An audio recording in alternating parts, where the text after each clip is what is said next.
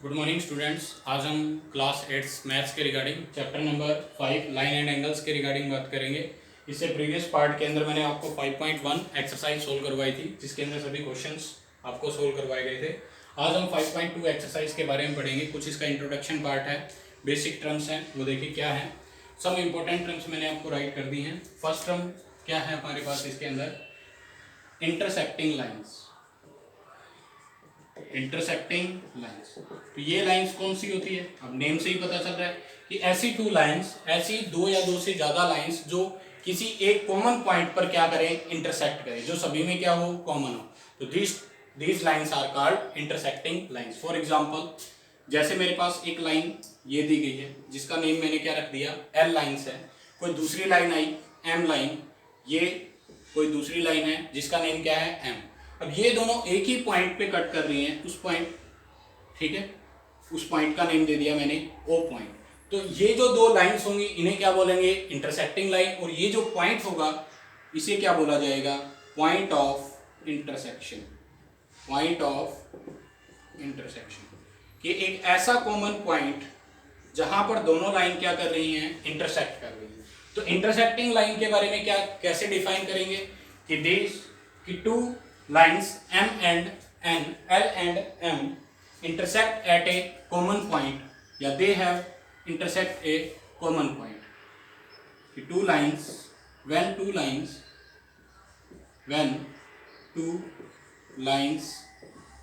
two or more lines लिखिए, two or more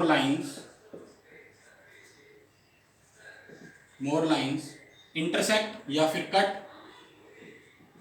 intersect at a common point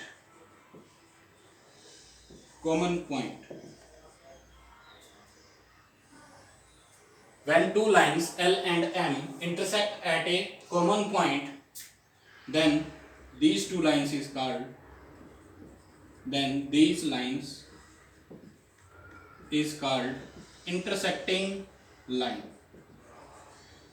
intersecting lines. अब सीधी सी बात है कि जब भी दो या दो से ज्यादा लाइंस किसी एक पॉइंट पर इंटरसेक्ट करें तो उसे क्या बोलते हैं, इंटरसेक्टिंग लाइन। अब मैंने यहाँ डायग्राम बनाया कि मेरे पास एक एल लाइन है, एक एम लाइन है, दोनों लाइंस एक दूसरे को किसी एक पॉइंट पे कट कर रहे हैं। जो कॉमन पॉइंट होगा उसे क्या बोला जाता है, पॉइंट ऑफ इंटरसेक्शन। इस डायग्राम के अकॉर्डिंग एल और एम जो दो लाइंस हैं ये क्या है, इंटरसेक्टिंग लाइंस, गॉट इट। और ओ पॉइंट जो है इसे क्या बोला मैंने, point of intersection. Point of intersection, क्योंकि ये कुछ टर्म्स हैं जो एक्सरसाइज में डायरेक्ट क्वेश्चन के अंदर आपको यूज होगी, तो आपको उस टाइम पता होना चाहिए कि पॉइंट ऑफ इंटरसेक्शन क्या होता है, इंटरसेक्टिंग लाइन क्या होता है। अब इस लाइन का, इस डेफिनेशन का तो हमें इसके नेम से पता चल रहा है, इंटरसेक्ट। जब दो लाइंस किसी एक कॉमन पॉइंट पर इंटरसेक्ट होती है, एक ही पॉइंट के ऊपर इंटरसेक्ट होती है, उन्हें इंटरसेक्टिंग लाइन बोला जाता है। नेक्स्ट जो टर्म आती है वो क्या है हमारे पास, ट्रांसवर्सल। ट्रांसवर्सल क्या है, ट्रांसवर्सल लाइन होती है एक तरीके की। ट्रांसवर्सल क्या चीज होती है कि जब कोई दो लाइंस को या दो से ज्यादा लाइंस को, कोई भी दो लाइंस, तीन लाइंस, चार लाइन, कितने भी लाइंस हो, उन सभी को कट करने वाली एक थर्ड लाइन आ जाती है, तो उसे क्या बोलते हैं, ट्रांसवर्सल। फॉर एग्जांपल के लिए मेरे पास ये टू लाइंस हैं, एल और एम, ये टू लाइंस ली हुई हैं। इन टू लाइंस को कट करने के लिए मेरे पास एक थर्ड लाइंस आ जाती है, इसे मैंने नेम दे दिया एन लाइन, ठीक है। तो ये जो लाइन होगी, इस लाइन को क्या बोला जाएगा, ट्रांसवर्सल। तो इसी डायग्राम से हम इस क्वेश्चन को डिफाइन कर सकते हैं, इस टर्म को डिफाइन कर सकते हैं। What is transversal? Transversal is a line which intersect two lines at different point. जब दो लाइंस या दो से ज्यादा लाइंस को कोई एक थर्ड लाइन कट करती है, थर्ड लाइन कट करती है, बट कट कहां करेगी, at a different point, that line is called transversal line. तो उस लाइन को क्या बोला जाता है, ट्रांसवर्सल लाइन बोला। अब देखिए डिफाइन कैसे करेंगे, a line that intersect two और more lines, a line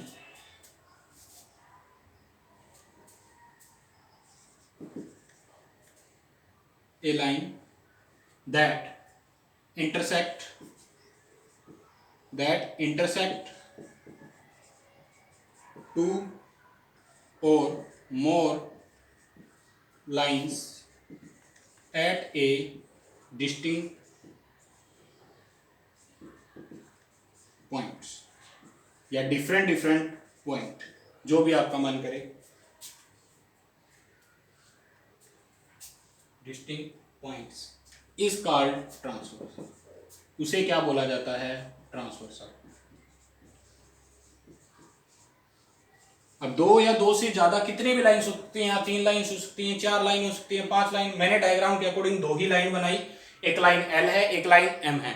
in 2 lines को कट करने के लिए वाली एक कौन सी लाइन है? थर्ड लाइन है, जो इन दोनों लाइंस को डिफरेंट पॉइंट पे कट करती है। ये पॉइंट हो गया पहला, इस पॉइंट को ए नाम दे दिया, इस पॉइंट को मैंने बी नाम दिया। तो इस लाइन को क्या बोला जाएगा? ट्रांसवर्सल। देखिए ए लाइन, एक लाइन आई दैट वो इंटरसेक्ट करेगी किसको? 2 या मोर लाइंस, इन 2 लाइंस को इंटरसेक्ट कर रही है एट ए डिस्टिंक्ट पॉइंट, अलग अलग पॉइंट पे कट कर रही है। इस लाइन को ए पॉइंट पे कट कर रही है, इस लाइन को बी पॉइंट पे कट कर रही है, तो इस लाइन को क्या बोला जाता है? ट्रांसवर्सल। Got it? तो ये था ट्रांसवर्सल के बारे में। कैसे भी हो सकती है 2 लाइंस, इस तरीके से भी हो सकती हैं।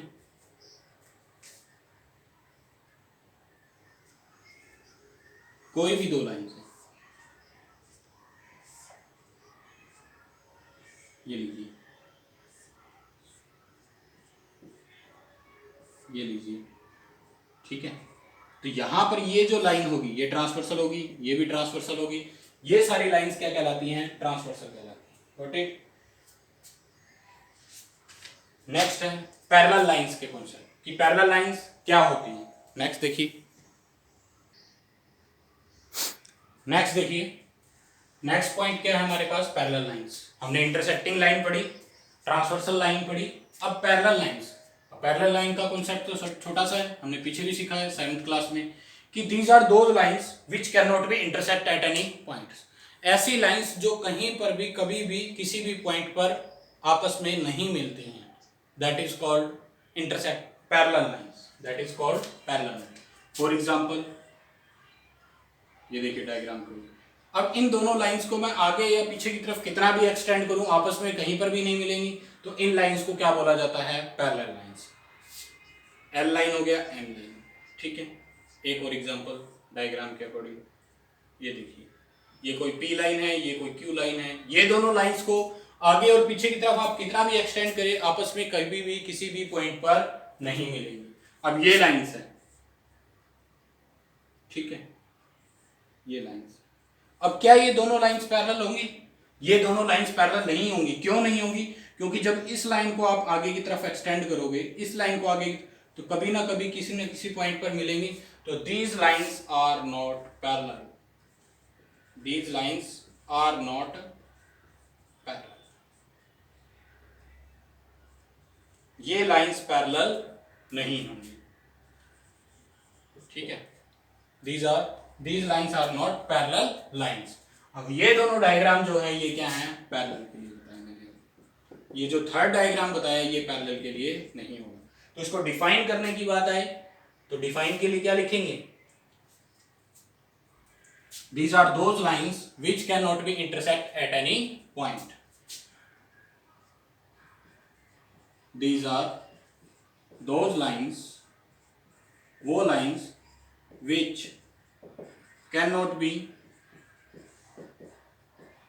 intersect at any point, at any point। ऐसी लाइंस जो आपस में कभी भी किसी भी पॉइंट पर इंटरसेक्ट नहीं करती है, कट नहीं करती है, मीट नहीं करती है, that lines is called parallel lines, ठीक है। फॉर एग्जांपल के लिए, अब पैरेलल का सिंबल क्या होता है? जैसे मैंने आपको एग्जांपल दिए, एग्जांपल फर्स्ट के अंदर, फॉर एग्जांपल देखिए, एग्जांपल फर्स्ट के अंदर जो पैरेलल लाइंस है उनको कैसे नोटेशन दी जाएगी? एल, इसके बीच में 2 पैरेलल का सिंबल, और ये ऐसे। एल लाइन जो है वो पैरेलल है किसके? एम के, या एम लाइन पैरेलल है किसके? एल के, ऐसे। Same as P line is parallel to Q. ये पी क्या है? पैरेलल है किसके? क्यू के, या क्यू किसके पैरेलल है? बट थर्ड जो एग्जांपल था, थर्ड एग्जांपल के अंदर हम क्या लिखेंगे?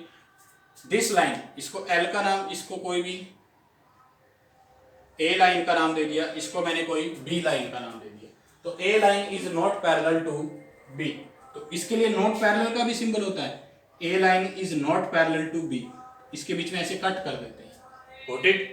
तो ये क्या है, नॉट पैरेलल का सिंबल। तो ये थी पैरेलल लाइंस के बारे में कुछ बातें। नेक्स्ट पॉइंट देखिए, अब इसके अंदर कुछ एंगल्स के बारे में डिस्कस करेंगे। क्या है, जो ट्रांसवर्सल लाइन, दो पैरेलल लाइंस के साथ में और एक ट्रांसवर्सल लाइंस के साथ में जो एंगल बनते होते हैं। देखिए नेक्स्ट में क्या है, देखिए अब ट्रांसवर्सल, नेक्स्ट टॉपिक जो हमारे पास क्या है, transversal of parallel line. Transversal line के बारे में आपने पढ़ा, पैरेलल लाइंस के बारे में भी आपने पढ़ा। अब ट्रांसवर्सल के साथ पैरेलल लाइंस दी जाएंगी। फॉर एग्जांपल के लिए, जैसे ये दोनों लाइंस क्या हैं, parallel, one line is L, other line is M, ये दोनों लाइन क्या है मेरे पास, पैरेलल। और एक जो थर्ड लाइन आई जो इन दोनों को कट कर रही है, एट डिफरेंट पॉइंट के ऊपर कट कर रही है, उसे क्या बोला जाता है, ट्रांसवर्सल लाइन। इसको मैंने टी लाइन का नाम दे दिया। ट्रांसवर्सल लाइन होगी, क्यों होगी इसलिए ये लाइन, क्योंकि ये जो लाइन है दो पैरेलल लाइन को अलग अलग पॉइंट पर, डिस्टिंक्ट पॉइंट पर कट कर रही है, तो उसे ही क्या बोला जाता है, ट्रांसवर्सल बोला जाता है। तो ये जो लाइन है मेरे पास कौन सी बन जाती है, ट्रांसवर्सल लाइन। अब इसके ऊपर कुछ एंगल बनते हैं। फर्स्ट टाइप का जो एंगल है, कोरस्पॉन्डिंग एंगल, कोरस्पॉन्डिंग एंगल। अब ये जो एंगल है वो कैसे बनता है, कहां बनता है, किन दो लाइंस के बीच में बनता है, जब भी दो लाइंस पैरेलल दी होंगी और एक ट्रांसवर्सल लाइन दी होती है, तो वहां पर देखिए हमारे पास यहां कुछ एंगल बनते हैं। जब भी एक लाइन दूसरी लाइन को कट करती है तो यहां ना कुछ एंगल बनेंगे, बिल्कुल बनेंगे। तो एक लाइन, एक एंगल आउटसाइड हो, दूसरा एंगल इनसाइड हो, एक एंगल आउटसाइड बनेगा, दूसरा एंगल इनसाइड बनेगा।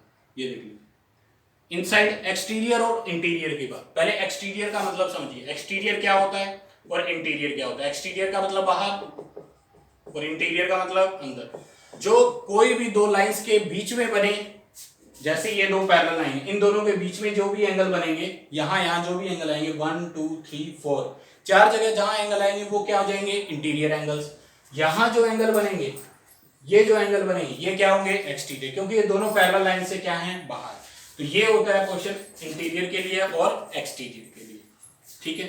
अब हमने बात की कोरस्पॉन्डिंग एंगल के रिगार्डिंग। कोरस्पॉन्डिंग एंगल क्या होते हैं, कोरस्पॉन्डिंग एंगल वो होते हैं जो दो पैरेलल लाइन और एक ट्रांसवर्सल लाइन जब दो पैरेलल लाइन को कट कर रही होती है, तो सेम साइड बने हुए एंगल, किसके सेम साइड, ट्रांसवर्सल के सेम साइड। अब ट्रांसवर्सल के सेम साइड हो बट एक इंटीरियर और दूसरा क्या हो, एक्सटीरियर एंगल, तो इन दोनों एंगल को क्या बोला जाएगा, corresponding angle. Angle 1 and 2 are called corresponding angle. ध्यान से समझिए कि जब भी दो लाइंस को एक ट्रांसवर्सल लाइन कट करती है, थर्ड लाइन कट करती है एट ए डिस्टिंक्ट पॉइंट के ऊपर, then corresponding angle are formed. And corresponding angle बनेंगे, कब बनेंगे, ट्रांसवर्सल के सेम साइड बनेंगे और एक आउटर पार्ट के अंदर होगा और एक इंटीरियर पार्ट के अंदर होगा, मतलब एक एक्सटीरियर में होगा और एक इंटीरियर। कंडीशन ध्यान रखनी है कि एक इंटीरियर एक एक्सटीरियर और दोनों ट्रांसवर्सल के सेम साइड। अब कुछ कहेंगे सर इस साइड भी तो बना सकते थे, आप बिल्कुल बना सकते थे। क्या ये एंगल 3 का नाम दे सकता हूँ, ये एंगल 4 का। अब कुछ बच्चों को तो ये नहीं समझ आ रहा होगा कि ये 1 2 3 4 क्या है। ये कोई नंबर नहीं है कि ये एंगल 1 है, इसका मतलब ये एंगल का नाम है। कोई भी एंगल हो सकता है, जैसे ओ ए, जैसे आपको अलग से एग्जांपल लेके सिखाता हूं। ये है मेरे पास ओ ए, ये है। अब इसके अंदर ये जो एंगल है, इस एंगल का नेम क्या होगा। आपने 5.1 एक्सरसाइज में समझा था कि 5.1 एक्सरसाइज में इस एंगल का नाम लिखा था ए ओ बी या फिर बी ओ ए, ऐसे लिखा था। तो अगर मैं इस एंगल को इतना बड़ा लिखने की बजाय सीधा क्या लिख दूं, एंगल 1, तो कहने का मतलब ये एंगल 1 है। ये इसकी वैल्यू नहीं है, ये इसका नाम है सिर्फ, कि इन दोनों की जगह मैं क्या लिख सकता हूं, छोटे के लिए एंगल 1। Got it. ये सिर्फ इसका नेम होता है और कुछ नहीं है इसके बारे में, ठीक है। बात करते हैं, चलो दोबारा वापस कोरस्पॉन्डिंग एंगल के ऊपर आते हैं। कोरस्पॉन्डिंग एंगल क्या होता है, ट्रांसवर्सल लाइन के सेम साइड बना होना चाहिए और एक इंटीरियर में होना चाहिए और एक एक्सटीरियर में होना चाहिए, ठीक है। और इसका डिजाइन कैसा बनना चाहिए, ये एफ की शेप का बनता है, या तो इस तरीके से बनना चाहिए या इस तरीके से, या तो 7 या एफ, दोनों तरीके से, ठीक है। अब इसमें देखिए, अगर यहां से देखते हैं 7 की तरह उल्टा एफ बन रहा है, इधर से देखा, ये देखिए इस तरीके का और इस तरीके का। जहां पर ये शेप आपके पास डायग्राम में बन जाती है वहां कौन सा एंगल बनेगा, कोरस्पॉन्डिंग एंगल बनेगा। आपके पास क्वेश्चन कैसे आएंगे, डायग्राम दिया होगा, आपको समझना होगा कि कौन सा कोरस्पॉन्डिंग एंगल्स है, कैसे बना है कोरस्पॉन्डिंग। Got it. तो देखिए ये दोनों एंगल्स भी क्या हो जाएंगे, कोरस्पॉन्डिंग। अब कुछ बच्चे कहेंगे सर 1 और 2 तो कोरस्पॉन्डिंग है, 1 एंगल का पेयर 2 एंगल के साथ, 1 एंगल का पेयर 2 एंगल के साथ क्या हो गया, कोरस्पॉन्डिंग हो गया, ठीक है। और 4 एंगल का पेयर 3 के साथ कोरस्पॉन्डिंग हो गया, या 3 का 4 के, ये दोनों पेयर क्या हैं, कोरस्पॉन्डिंग। क्या सर ऊपर नहीं हो सकते, बिल्कुल हो सकते बच्चे। अगर हम ये आउटर पार्ट के अंदर हो गया जिसको मैंने 5 का नाम दे दिया, ये इंटीरियर पार्ट के अंदर हो गया, इसको मैंने 6 का नाम दे दिया, तो 5 और 6 का भी तो कॉम्बिनेशन हो सकता है सर, बिल्कुल हो सकता है। एक इंटीरियर और एक एक्सटीरियर और दोनों ट्रांसवर्सल के सेम साइड, एक ही साइड में, लेफ्ट साइड की बात करो तो लेफ्ट साइड में, या दोनों राइट साइड में। जैसे ये एक्सटीरियर हो गया सर, 7 नाम दे दिया, और ये क्या हो गया, 8 हो गया सर। तो 7 और 8 का जो पेयर होगा वो भी 2 एंगल क्या होंगे, कोरस्पॉन्डिंग एंगल होंगे। Got it. तो हमें कंडीशन क्या याद रखनी है, 1 is interior and other is exterior. एक इंटीरियर और दूसरा exterior, but same side on the transversal, same side of the transversal, transversal के सेम साइड में होना चाहिए। ये 2 कंडीशन होती है किसके लिए, कोरस्पॉन्डिंग एंगल्स के लिए। Got it. जब क्वेश्चन करेंगे तो आपको डायरेक्ट पता चलना चाहिए कि कोरस्पॉन्डिंग एंगल बन रहा है, कैसे बना है वो। अब जो ये कोरस्पॉन्डिंग एंगल होते हैं ना, इनकी वैल्यू भी क्या होती है, इक्वल। जैसे इस डायग्राम से समझिए, ये लिखा। अब ये जो कोरस्पॉन्डिंग एंगल है, मैंने कहा कि ये जो एंगल होगा ये 30 डिग्री का है, ये जो एंगल होगा ये कितने डिग्री का है, 30 डिग्री। अब यहां आप कहोगे सर ये इंटीरियर पार्ट में है, तो इसका एक्सटीरियर पार्ट अगर मैं यहां ड्रॉ कर देता हूं, इसका एक्सटीरियर पार्ट यहां ड्रॉ कर देता हूं, तो ये दोनों कोरस्पॉन्डिंग एंगल हो जाएंगे, this angle and this angle. तो इनकी वैल्यू भी क्या हो जाती है, इक्वल। अगर ये 30 डिग्री का है तो ये भी कितने डिग्री का होगा, 30 डिग्री। Got it. तो ये था कोरस्पॉन्डिंग एंगल्स के बारे में, ठीक है। इनको हम जितना मतलब डायग्राम के अकॉर्डिंग समझेंगे कि कौन एक्सटीरियर है कौन इंटीरियर है, फिर ही हमें समझ आएगा कि हमें कोई डेफिनेशन से कोई ज्यादा मतलब नहीं है इसका। बस बात इतनी सी है कि हमें एक डायग्राम के अंदर समझ आना चाहिए कि कौन सा एंगल एक्सटीरियर है, कौन सा एंगल इंटीरियर है, कौन सा ट्रांसवर्सल के सेम साइड है, तो उन्हीं से हम बता सकते हैं कि ये कोरस्पॉन्डिंग एंगल होगा या नहीं होगा। Got it. मैंने आपको एक अलग से बात ये भी बताई कि कोरस्पॉन्डिंग एंगल जो होते हैं उनकी वैल्यू के अंदर भी वो आपस में क्या होते हैं, इक्वल होते हैं। अगर जैसे यहाँ 2 है, फॉर एग्जांपल ये 2 एंगल है, या 4 एंगल लगा लीजिए, 4 एंगल की वैल्यू कितनी होगी, 150 है, तो 4 के कोरस्पॉन्डिंग कौन होगा, 3। 4 और 3 ही कोरस्पॉन्डिंग एंगल होंगे। तो एक इंटीरियर है एक एक्सटीरियर, ट्रांसवर्सल के सेम साइड है, 4 = 3 होगा, ठीक है, क्योंकि कोरस्पॉन्डिंग एंगल के कारण हुआ। और अगर 4 की वैल्यू 150 है तो 3 की भी वैल्यू कितनी हो जाएगी, 150, due to corresponding angle, corresponding angle के कारण। Got it. तो ये था हमारे पास कोरस्पॉन्डिंग एंगल के बारे में। इससे नेक्स्ट पार्ट के अंदर हम अल्टरनेट इंटीरियर एंगल आता है, ठीक है, और को इंटीरियर एंगल आता है, और 2 पैरेलल लाइन के बारे में कॉन्सेप्ट आता है। ये 2-3 कॉन्सेप्ट रहते हैं, उससे नेक्स्ट पार्ट के अंदर हम इसके बारे में डिस्कस करेंगे। Thank you.